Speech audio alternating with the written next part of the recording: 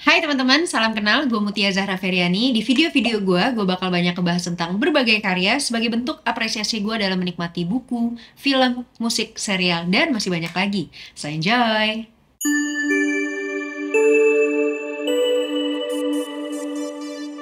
Oke, hari ini gue mau ngebahas salah satu buku yang ini gue baca karena gue pernah punya masalah tentang ini, yaitu masalah tidur.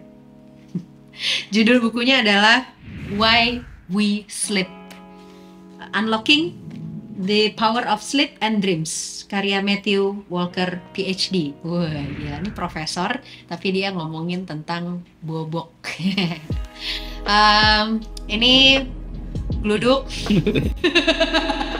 Kalau teman-teman kurang tidur dari 7 jam semalam, menurut Walker, itu merugikan diri kita sendiri sama seperti merokok karena nggak baik buat kesehatan tubuh kita.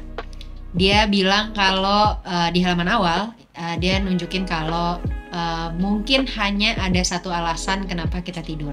Faktanya tidur adalah obat yang sangat mujarab untuk serangkaian kondisi yang membingungkan yang sebaliknya akan menyebabkan kemunduran tubuh dan pikiran secara perlahan. Dalam satu bagian yang lucu, dia ngegambarin juga seolah-olah dia sedang memasarkan obat baru. Pokoknya intinya dia memasarkan bahwa para ilmuwan telah menemukan pengobatan baru yang revolusioner yang bikin hidup manusia jadi lebih lama, bisa meningkatkan memori kita sebagai manusia, dan bikin kita jadi lebih menarik. Buat kita tetap langsing, bikin kita nurunin nafsu makan, bisa ngelindungin kita dari kanker dan demensia, bisa menangkal pilek dan flu, nurunin resiko serangan jantung dan stroke. Belum lagi ada diabetes, ini bisa di cover pokoknya. Untuk teman-teman yang ngerasa kalau teman-teman nggak ngerasa bahagia, sering dapat tekanan, sering cemas, nah ini ada obat yang menurut dia sangat mujarab. Di buku ini disebutin. Salah satu kekuatan yang ada di buku ini adalah bahwa kerusakan yang bersifat kolektif itu adalah karena ketidaktahuan kita tentang pentingnya dan kompleksitasnya peran tidur dalam hidup kita dan kesulitan yang dihadapi oleh banyak dari kita buat ngedapetinnya. Jadi sebagai pembaca kita tuh diajak buat lihat lebih dalam gitu ya, lebih dekat banyaknya manfaat tidur yang dibutuhin sama manusia setiap harinya. Jadi manfaat-manfaatnya tuh banyak banget yang tadi udah disebutin juga di atas, tapi intinya kalau misalnya kita tidur cukup, kita akan bisa memperbaiki sistem kekebalan tubuh kita, memperbaiki metabolisme kita, ngatur nafsu makan kita, ngejaga keseimbangan emosi. Mungkin teman-teman juga pernah kalau ngerasain kurang tidur jadi lebih sensitif, kayak senggol bacok gitu. Nah, itu ya intinya karena kurang tidur.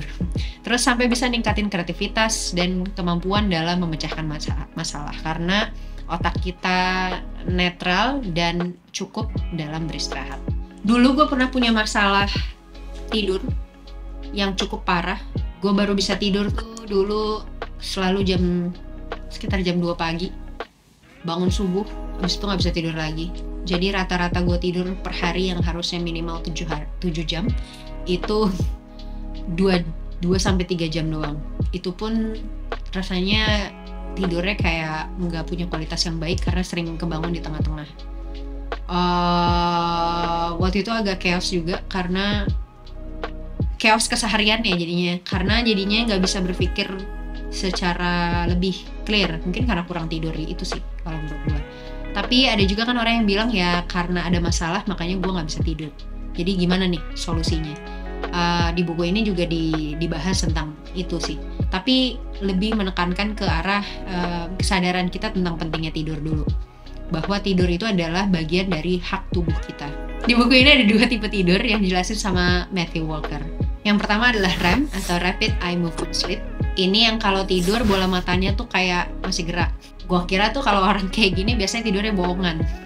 Tapi di tipe tidur inilah mimpi bisa terjadi dan badan kita tuh lunglai kayak lumpuh gitu. Yang kedua ada NREM atau Non Rapid Eye Movement Sleep. Itu tipe tidur yang punya 4 level. Level 1 sampai 2 itu namanya light sleep. Level 3 sampai 4 adalah deep sleep gitu. Nah, awal tidur itu didominasi sama NREM sleep. Kalau mendekati posisi waktu bangun tidur itu namanya REM sleep. Berarti REM sleep kita semakin banyak. Nah, dari dua tipe tidur itu, mana yang lebih penting? Menurut Matthew, dua-duanya penting. Dua-duanya punya fungsi yang krusial. And REM sleep berfungsi buat nyimpen dan memperkuat informasi-informasi yang kita konsumsi saat bangun. REM sleep yang akan kemudian menghubungkan itu mencari koneksi dari semua informasi baru itu. Jadi dengan pengetahuan atau informasi yang udah kita punya untuk membuat kesimpulan atau memecahkan suatu masalah.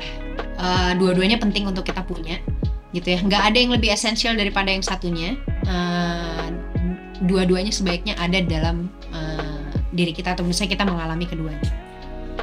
Nah, ada mitos-mitos yang beredar di publik, dan ini dipatahkan sama Matthew Walker tentang hal-hal yang bisa membantu kita untuk tidur. Yang pertama, alkohol. Alkohol bisa membantu tidur lebih nyenyak. Inilah salah satu kebiasaan yang dianggap sebagai solusi instan supaya orang bisa tidur pulas. Jadi ya mabuk-mabuk gitu ya, terus berharap bahwa ya udah langsung capek langsung tidur. Minum dulu deh 1 atau 2 gelas biar malamnya nyenyak. Padahal alkohol itu tergolong sebagai sedatif atau obat penenang. Jadi nggak disaranin sama sekali sebenarnya kalau kita mau punya kualitas tidur yang baik, kita mengkonsumsi alkohol sebelumnya. Gitu. Biasanya makanya kalau misalnya orang minum alkohol terlalu banyak juga, pas bangun malah jadi pusing gitu, malah jadi nggak enak badannya. Itu sebenarnya berarti terbukti bahwa alkohol bukan sesuatu yang baik untuk kita konsumsi kalau misalnya kita mau dapat tidur yang berkualitas. Kita ngerasa tidur setelah terkena alkohol, padahal itu bukan tidur. Itu juga kenapa setelah bangun sehabis minum, banyak di malamnya manusia cenderung jadi lelah. Alkohol juga yang menghalangi otak untuk bisa masuk ke dalam REM sleep. Nah, kita nggak bisa tuh dapat REM sleep kalau misalnya kita konsumsi alkohol. Seperti yang udah dibahas di awal, REM sleep ini yang ngebantu integrasi memori dan informasi. Kalau nggak pengen apa yang udah dipelajari terkikis begitu aja, better stay away from it, gitu ya, jangan minum alkohol. Yang kedua, perlu minum kopi supaya on dan bisa beraktivitas. Ini waktu dulu gue kerja as a lawyer, waktu kerjanya tuh super panjang, jadi nggak punya waktu istirahat. Akhirnya ya udah, yang bisa gue lakukan supaya gue bisa bertahan melek adalah minum kopi sebanyak-banyaknya.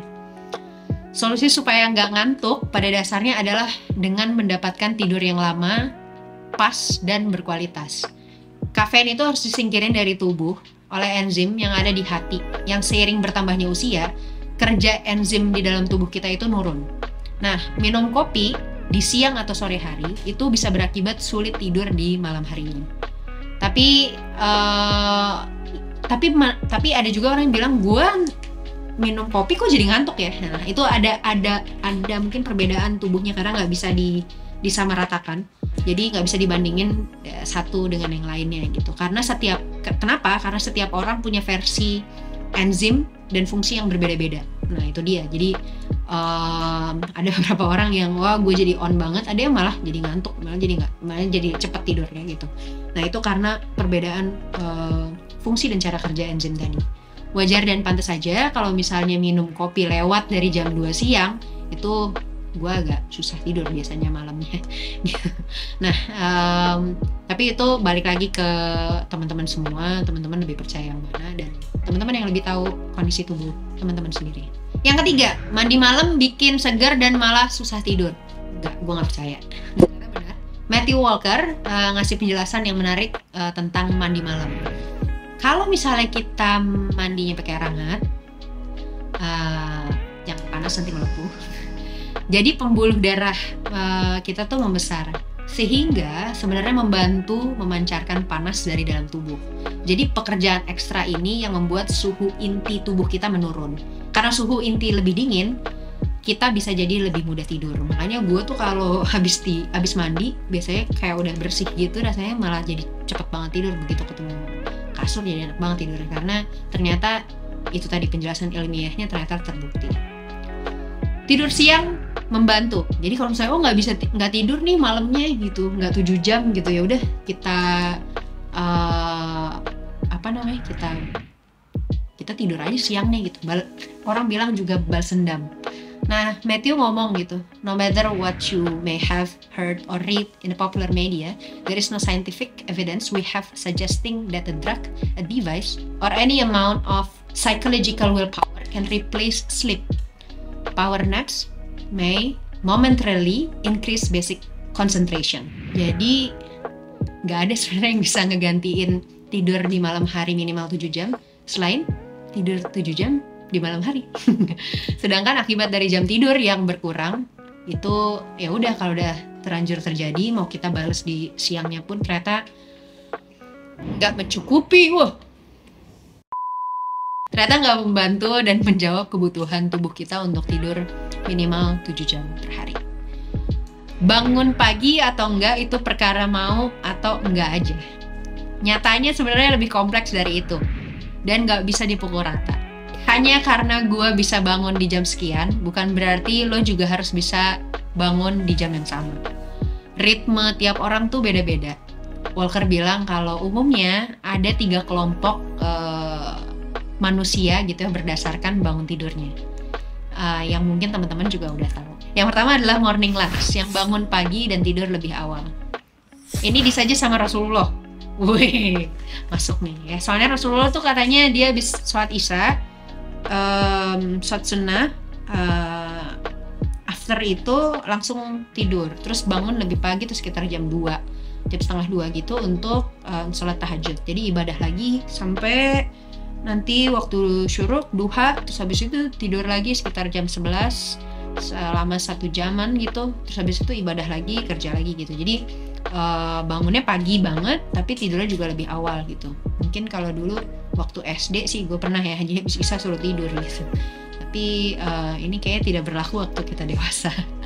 Terus ada juga night owls yang tidur lebih malam dan otomatis bangunnya lebih siang. Kayaknya ini banyak yang seumuran gue yang ada di kategori ini gitu. Tidurnya malam banget gitu ya, jam 1, jam 2 gitu. Kuat banget sih matanya.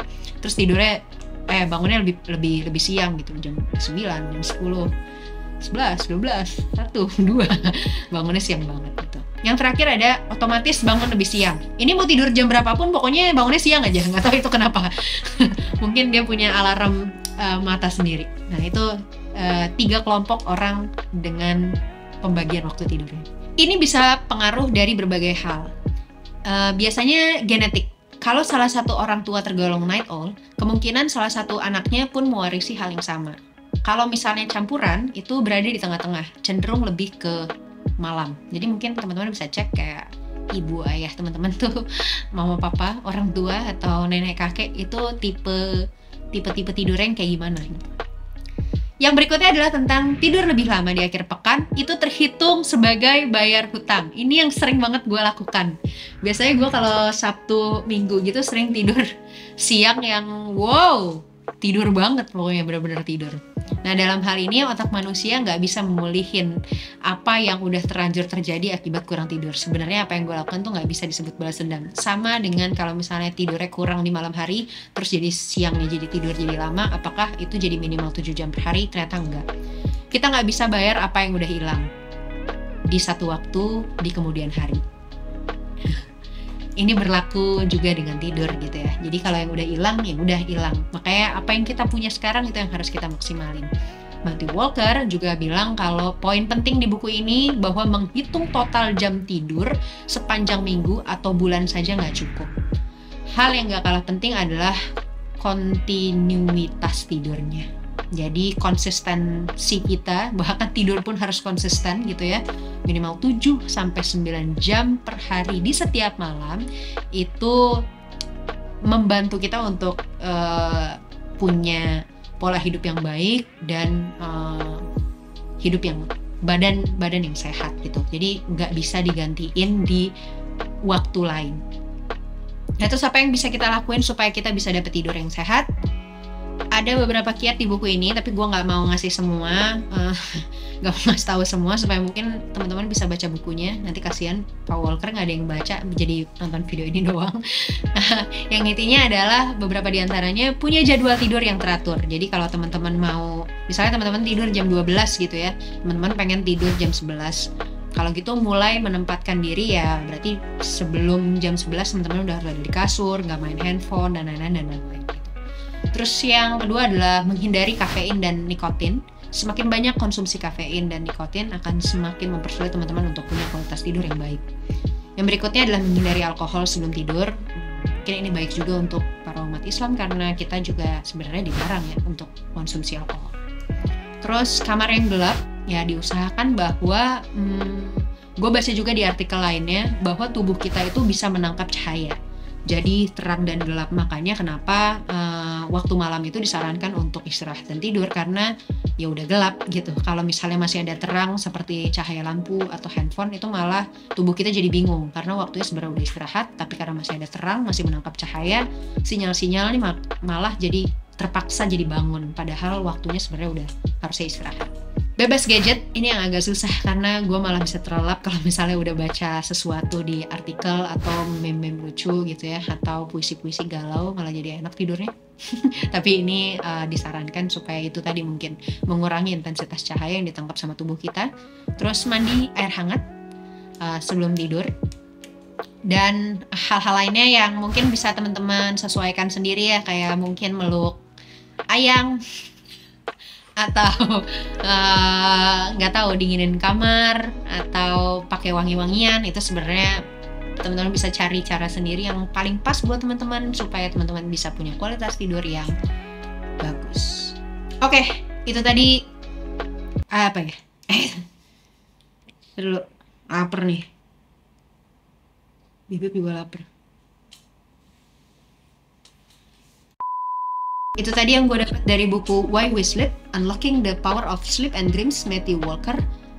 Mudah-mudahan teman-teman bisa dapat hal-hal baik juga dari apa yang gue sampaikan di buku ini. Teman-teman bisa dapat online dan offline bukunya juga bisa diakses gitu ya di mana-mana. Kayak ini banyak, salah satu buku yang sangat terkenal juga, bahkan ini juga The Essential New York Times bestseller gitu. Jadi salah satu buku yang banyak juga dibaca sama orang gitu karena penting banget buat kita untuk ngerti dulu. Kadang-kadang ya tadi Matthew bilang kadang-kadang orang tuh ignorance bukan karena bego, cuma karena nggak tahu aja gitu. Nah makanya si Matthew berusaha untuk ngasih tahu kayak pentingnya tidur tuh apa sih. Jadi selamat tidur buat teman-teman. Penting untuk kita memejamkan mata sejenak, beristirahat dari huru-hara duniawi. Tapi jangan lupa juga kita juga punya hak untuk membuka mata dan baca buku sebagus ini. Jadi kalau misalnya teman-teman rasa video ini bermanfaat, silahkan teman-teman bagikan ke teman-teman lainnya, like dan share juga.